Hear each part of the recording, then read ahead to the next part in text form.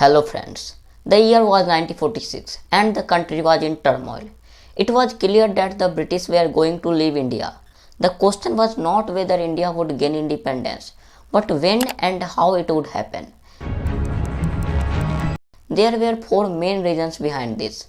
The first reason was the Quit India movement of 1942, where millions of Indians under Gandhi's leadership protested against British rule. Second, between 1944 and 1945, Netaji Subhash Chandra Bose's Indian National Army fought hard, followed by the Red Fort trials, which delivered a major blow to the British government. Third, the Royal Navy mutiny, where Indian soldiers in the British Navy revolted. Fourth, the economic turmoil caused by the Second World War, leading to heavy unemployment and a recession that impacted British industries and the treasury. After the 1945 elections, Clement Attlee became the new Prime Minister of the UK. In his party's manifesto, they promised to grant India its freedom. Everything seemed to favor India's independence, with many British people also supporting the idea of freeing India. The discussion now focused on how to carry out the transfer of power. However, 1 year before our independence, the nation witnessed a cruel political game, almost like a Game of Thrones. The events of the final year of British rule are rarely discussed in our history books. Based on thousands of original sources, documents and letters written by Mountbatten, renowned writers Dominic Lapierre and Laurie Collins wrote the book Freedom at Midnight, which details these events extensively. In this video, I'd like to share the story of that final year, exploring what happened between January 1946 and August 1947.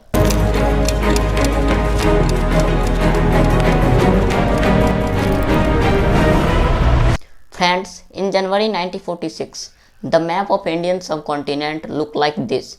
The British Indian provinces were marked in yellow and the princely states were in pink.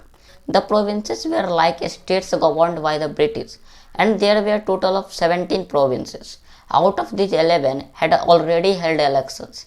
Yes, you heard that right, there were elections. In 1935, the British government passes the Government of India Act, which granted significant autonomy to the provinces and introduced the idea of elected legislators and Indian ministers. However, it's important to note that many key areas were still under British control. The British Governor General retained authority over defense, foreign relations, and had veto rights. Despite this, after 1935, Indians gained the freedom to elect their own politicians. As a result, the first provincial elections were held in 1937.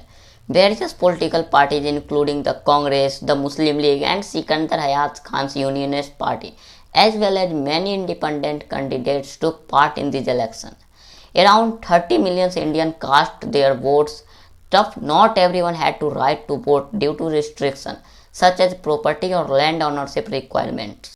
As a result, the Congress party won in 7 out of the 11 provinces: Bombay, Madras, Central Provinces, United Provinces, Northwest Frontier Provinces, Bihar and Odisha.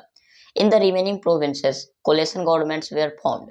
In Punjab, the Unionist Party came to power, while the Assam Valley Party took control in Assam, and the Krisak Praja Party, supported by the Muslim League, gained power in Bengal.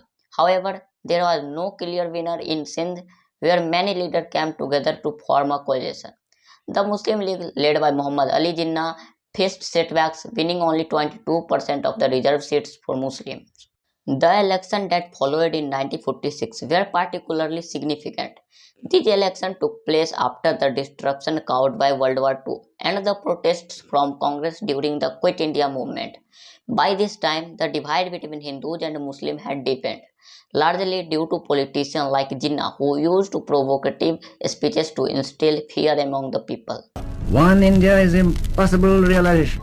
It will inevitably mean that the Muslim will be transferred from the domination of the British to the caste Hindu rule. As a result, in the 1946 elections, the Muslim League won in 2 out of the 11 provinces, Bengal and Sindh. However, the Congress party emerged victorious in the remaining 9 provinces, forming the government in those regions. Notably, the Muslim League secured 87% of all reserved Muslim seats across the provinces, making it the largest party in Punjab. Even Tough it did not form the government there. Instead, Congress, Akali Dal and the Unionist Party formed a coalition government. After 1946, Jinnah gained significant influence, forcing the British to negotiate with him. Freedom could no longer be decided solely by Congress. In Jinnah's views, this was a democracy with election and leaders chosen by the people. He pushed for the division of the nation to create a separate country, Pakistan, while Congress leaders strongly opposed partition, working to keep India united. Interestingly, Jinnah's history shows that he was once a member of the Congress party, advocating for Hindus and Muslims to live together in harmony. In 1915, when Mahatma Gandhi returned to India from South Africa, Jinnah welcomed him and praised his achievement at the Gurjar Sabha. Jinnah's grandfather Premji Bhai Meghji Thakkar had converted to Islam after being excommunicated by Orthodox Hindus for his involvement in the fishing business. This reveals that only a few generations ago, Jinnah's family was Hindu. Disagreements between Jinnah and Congress began in 1920, primarily due to his opposition to Gandhi's method of civil disobedience. At the Nagpur session, Jinnah opposed the non-corporation resolution, arguing that such method would not lead to the freedom. I feel compelled to oppose this motion. After leaving the party, he distanced himself from what he called pseudo-religious approaches and made it clear that he did not wish to align with Congress or Gandhi. Initially, Jinnah was a secular leader and had opposed Gandhi's Khilafat movement, which sought to unite Indian Muslims against British rule by focusing on Muslim issues. However, over the time, his feelings of being sidelined by Congress fueled his ambition. In the late 1920s, Jinnah stepped away from the politics and moved to London to practice law. He returned to India in the mid-1930s as a change leader, proclaiming himself the sole representative of Indian Muslims I am the sole spokesman of Muslims in India. and campaigning for the creation of a separate nation called Pakistan. Now, let's return to our timeline. The Royal Navy mutiny in February 1946 was a significant turning point. On 24 March 1946, British Prime Minister Clement Attlee sent the cabinet mission to India. This three-member committee began negotiations for independence with the leaders of Congress and the Muslim Leagues. The mission had three main objectives. The first objective was to re-establish the Executive Council of the Viceroy, comprising all ministers of British India. Viceroy Wavell proposed that all members except himself and the Commander-in-Chief should be Indians. However, Jinnah demanded that the Muslim League be given the executive right to appoint all Muslim members to the council, asserting that he was the sole representative of Muslims in India. The second objective was to reach an agreement with Indian leaders on drafting a new constitution. For this purpose, a committee would be formed with Dr. Bhimrao Ambedkar leading the effort. The third and most crucial objective was to create a framework for how India would be structured geographically and politically after the British withdrawal. On 16 May 1946, after extensive negotiation, the cabinet mission presented its plan. We have decided on a united India that will look something like this. It proposed dividing India into three groups of provinces. Section A for Hindu majority areas, Section B for Muslim majority area in the northwest, and Section C for Muslim majority areas in the east. The princely states, however, were not discussed in detail in this proposal. According to the plan, India would remain united with a single central government having limited powers. The central government would oversee defense, external affairs, and communications, while other powers were to be distributed among the provincial groups. The proposal granted significant autonomy to Muslim majority areas, which led to Jinnah agreeing to it. जिन्ना ने plan मान लिया? अगर जिन्ना मान गया है तो हमें भी मान जाना चाहिए। बिल्कुल नहीं, धर्म के नाम पर लकीरें खींचने को हम कब से तैयार हो गए, और फर्क क्या रह गया हम में और जिन्ना में? Conversely, Congress did not initially accept the plan, as its leaders were firmly committed to a united India. They were unwilling to operate under a weak central government, especially one influenced by Jinnah. However, Pandit Nehru agreed to join the Constituent Assembly, believing that once a government was formed, the structure proposed by the cabinet mission could be amended later. Unfortunately, when Nehru shared this view with the media, it turned out to be a significant misstep. On 10 July 1946, Nehru, who was already the Congress president, held a press conference in Mumbai. During the interview, he stated that while Congress agreed to the Constituent Assembly, it has still reserved the right to amend the cabinet mission plan if needed. Once Nehru's statement was published in the newspapers, Jinnah felt that Nehru was attempting to impose his own ideology. Jinnah immediately rejected the cabinet mission plan and refused to cooperate with Congress. On 29 July 1946, he held a press conference and announced that the Muslim League was preparing for a struggle. He declared that if Muslims were not granted a separate nation, Pakistan, they would resort to direct action. The next day, on 30 July, Jinnah declared 16 August 1946 as Direct Action Day. He warned Congress of a potential war, stating that if Congress wanted conflict, the League would accept it without hesitation. India would either be divided or destroyed. अगर कांग्रेस जंग मान रही है तो हम इनकार नहीं करेंगे. The epicenter of Direct Action Day was Bengal, where the Muslim League held significant political power. In the 1946 elections, the Muslim League won 115 out of 250 seats, while Congress in opposition secured only 62 seats. At that time, the Chief Minister of Bengal was Hussain Saeed Sohrawardy, who is now often referred to as the Butcher of Bengal. Viceroy Wavell described him as one of the most inefficient, arrogant and corrupt politicians in India. Under the guise of Direct Action Day, the Chief Minister unleashed violence by allowing anti-social elements to roam freely in the streets. The police were instructed to support the populist movement. The book Freedom at Midnight states that by the time the massacre was over, Calcutta had become a city of corpses. It is estimated that around 6,000 people were killed with about 15,000 injured between August 16 and August 19 in Bengal. However, these riots were just the beginning. The nation would witness many more before partition. The horrific aftermath of Direct Action Day was a direct result of Jinnah's rejection of the cabinet mission. However, this situation led to a significant development. Viceroy Wavell invited Nehru and Congress to form an interim government. On 6 August 1946, Wavell invited Nehru to form the government. 2 days later, on 8 August, Wavell made an attempt to bridge the divide between Congress and the Muslim League, advising Jinnah to cooperate with Congress. It's important to note the timeline. This occurred just before Direct Action Day was announced and before the violence that began on August 16. A day before the violence erupted on August 15, Jinnah and Nehru met and agreed that communal issues could only be resolved through mutual discussion. Nehru suggested that controversial issues be referred to the federal court, and if provinces requested it, Congress was open to the principle of grouping.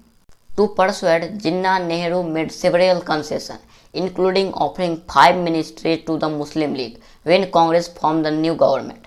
However, Jinnah's condition was that only the Muslim League could nominate all Muslim candidates, a demand Congress was unwilling to accept.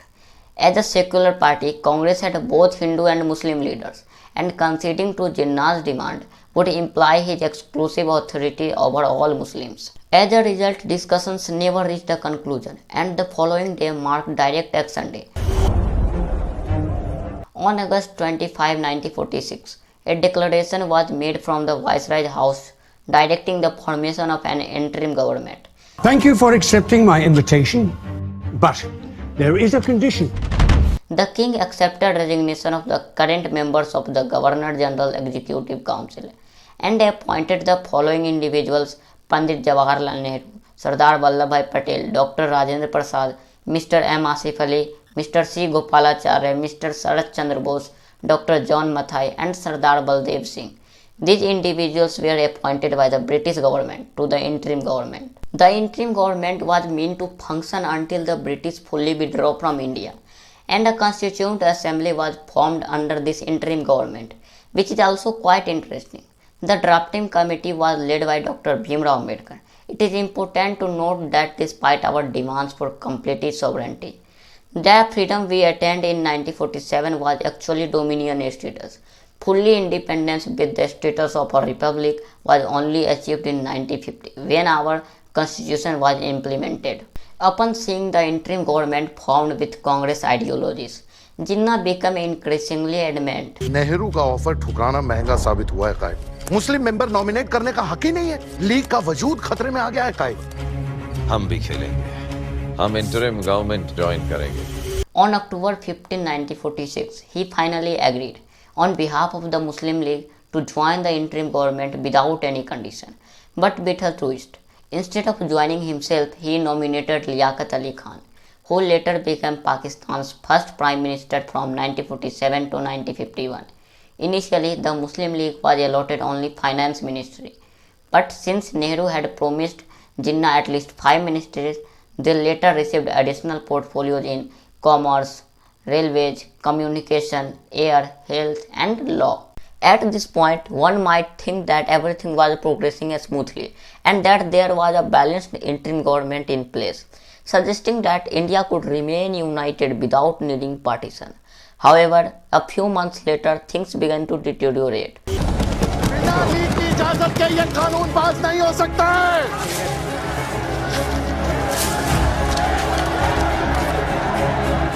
The collaboration between Congress and the Muslim League became increasingly difficult due to the ongoing Hindu-Muslim riots.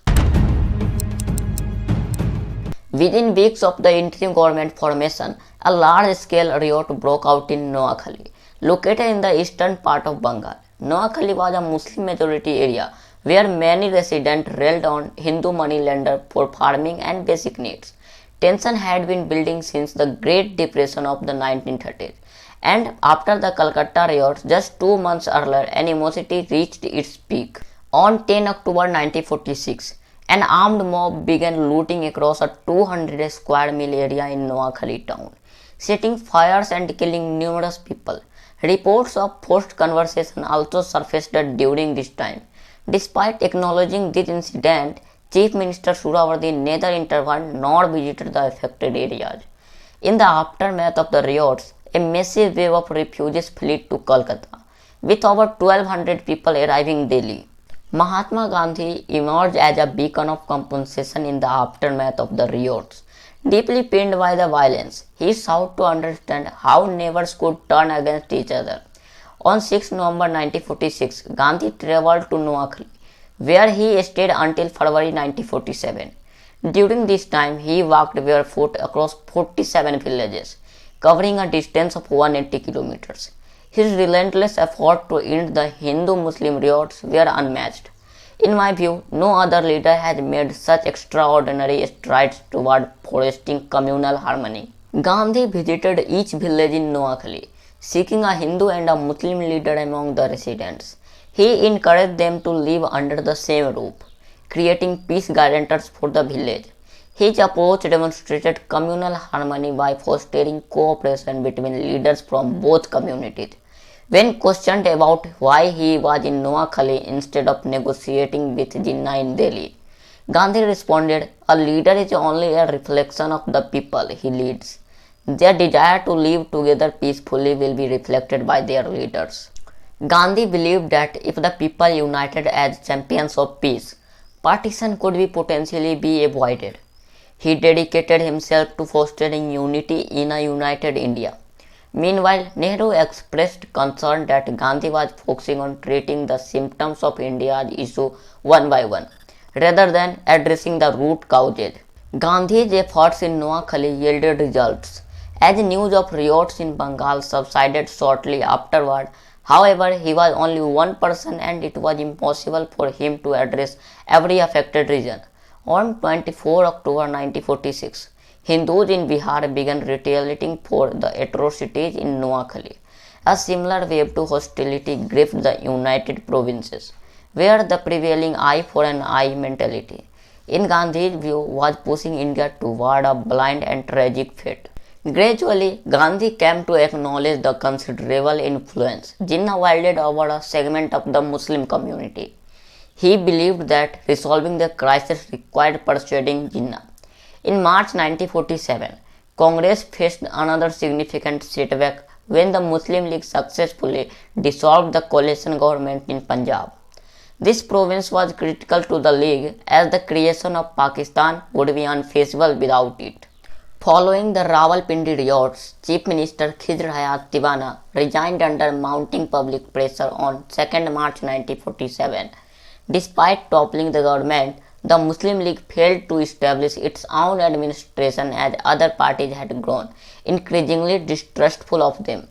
Akali Dal Sikh leader Master Tara Singh openly opposed the Muslim League outside the Punjab Legislative Assembly, further fueling riots in Lahore. Meanwhile, British Prime Minister Clement Attlee grew increasingly frustrated with the escalating turmoil in India, which tarnished his administration reputation.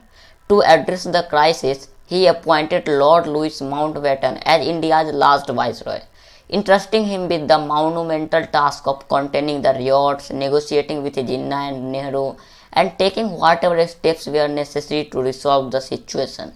On 22 March 1947, Mountbatten arrived in India. 2 weeks later, on April 5, he met with Jinnah. Mountbatten proposed a plan for a united India, but Jinnah firmly rejected it. Negotiations continued over several days, April 7, 8, 9 and 10, but no agreements was reached. On the other hand, Nehru and Sardar Patel grew increasingly frustrated with Jinnah's relentless demands. जमींदारी को खत्म करने का वक्त आ चुका है। जमींदारों का अपनी जमीन पर कानूनी हक है जिसे सरकार छीन नहीं सकती, which hindered the functioning of the interim government amidst the widespread riots. Faced with these challenges, Nehru and Patel ultimately accepted the idea of an independent Pakistan, realizing that resolving the deadlock was essential for the continuity of governance. Consequently, all members of Congress reluctantly agreed to the establishment of Pakistan as a separate state. However, one key figure remained steadfastly opposed to this decision: Mahatma Gandhi. Relentlessly, Gandhi worked to prevent the division of India, striving to keep the nation united. On 1 April 1947, Gandhi met with Mountbatten to discuss this matter. Original photos and videos from this meeting show Gandhi earnestly appealing to Mountbatten to avoid partition. Please, Lord Louis, don't do it.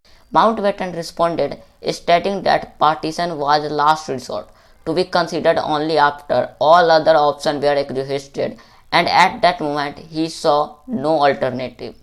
I can hand on heart assure you that dividing India is the last thing I want. It's a solution that I refuse to resort to if there's any other choice. Gandhi was so desperate to prevent partition that he proposed making Jinnah the Prime Minister. Make Jinnah the Prime Minister. What? You can't be serious. He expressed his willingness for 300 million Hindus to be governed by Jinnah, believing this was the only way to preserve national unity. He urged Mountbatten to invite the Muslim League to form the government, suggesting that if Jinnah rejected this offer, Congress should be allowed to form the government, with the inclusion of a few Muslim League leaders. Mountbatten agreed, but with a condition. He asked Gandhi to first convince Congress for the plan. And what about Congress? Oh, hang out to dry. Leave that to me. Jawahar and Sardar are like my sons. At my word, they will do or die. Confident, Gandhi approached Nehru and Patel, believing they would comply. कुर्सी ज्यादा प्यारी है या देश? अब इस बात का भी जवाब देना पड़ेगा बापू। तो देश रखो और कुर्सी जिन्ना को दे दो। However, having witnessed Jinnah's true nature during their months in the interim government, they were unwilling to accept the proposal at any cost. जीवन भर आपके पीछे चलता रहा। माफ कर जो, आज नहीं चल पाऊंगा। Sacrifices of so many cannot be, will not be forgotten in the face of the ambition of one man. This was a profoundly painful and shocking moment for Gandhi, as Nehru and Patel had previously followed his guidance. However, in this instance, they stood firm their refusal. Once everyone had agreed to partition, Mountbatten devised a new plan, known as the Dickey-Butt Plan. This plan was approved by the British cabinet on 2 May 1947, though not without some drama. Mountbatten added an additional clause to the plan, allowing each province the option to either join India, join Pakistan or remain independent. This clause was specifically intended for Bengal, suggesting the possibility of it becoming a separate country later on. However, Chief Minister Surawardi showed Mountbatten that Bengali Hindu Congress leaders also sought an independent state, leading to the development of Mountbatten's three-nation theory. Interestingly, Jinnah also approved for the three-nation theory, believing that the people in Bengal were vastly different from those in West Pakistan, and therefore saw no issue in their potential separation. However, Nehru opposed this idea, with 559 princely states if each were given two options to join either India or Pakistan or choose independence. The disintegration of the nation could occur. When Mountbatten presented his plan to Nehru before revealing it to Jinnah, Nehru lost all composure upon reading it. He expressed his outrage to Mountbatten, criticizing the plan not only for achieving India's freedom but also for facilitating its fragmentation into smaller entities, ultimately leading to balkanization. These Maharajas are left to their own devices. India will be divided into 500 fragments. You will not come to this. What if it does? After 3 centuries of divide and rule, leave us at fragment and quit. Surprised by Nehru's intensity, Mountbatten promptly turned to Political Commissioner V.P. Menon and requested a revised partition plan. Following Mountbatten's instruction, Menon completed the task within just 6 hours, between lunch and dinner. He suggested that power should be transferred to 2 independent British dominions, India and Pakistan, with provincial division based on their elected representatives. The only exception would be Bengal and Punjab, which would also be divided. Jinnah initially rejected this proposal, demanding a referendum in the northwest frontier province and Baluchistan. Menon consented to Jinnah's request for a referendum, assuring Congress that the chances of princely states remaining independent would be minimized. Mountbatten rejected any notion of dominion status for princely states, instructing them to choose between India or Pakistan, while also advising that they must consider geographical proximity in their decisions. By August 1947, a limited possibility of independence remained for princely states. They could retain a degree of autonomy, but critical issues related to defense, foreign affairs, and communication would still require a dependence on the central government, rendering their autonomy largely symbolic. On 3 June 1947, this new plan was finally revealed, receiving unanimous acceptance. Pandit Nehru, Sardar Patel, J.B. Kriplani, Baldev Singh, Jinnah, Liaquat Ali Khan, and Abdur Rab Nistar all convened at a conference table with Mountbatten to endorse the plan. Photos from this meeting illustrate significant moments in history. Despite the collective agreement, no one was entirely satisfied. All parties had to do compromise. Concerns loomed over how the partition would be executed. Would all Muslims in India need to migrate? Would they be forcibly displaced? The princely states were embroiled in their conflicts and uncertain about their futures.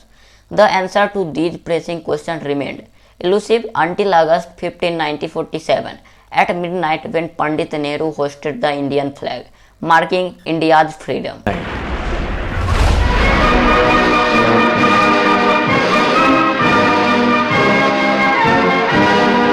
However, in the wake of partition, about 15 million people migrated. Over 1 million lives were lost and forced religious conversions occurred overnight, with more than 75,000 women kidnapped and raped. Partition was not just a division of land, it was a division of hearts, homes, and humanity. It left behind scars that still shape the relationship between India and Pakistan today. But amidst the pain, it also gave birth to 2 nations with their own unique identities and aspirations. As we look back, we must also look forward, learning from the past to build a future of peace, harmony, and understanding. Because history is not just a story to tell, it's a lesson to learn. Thanks for watching.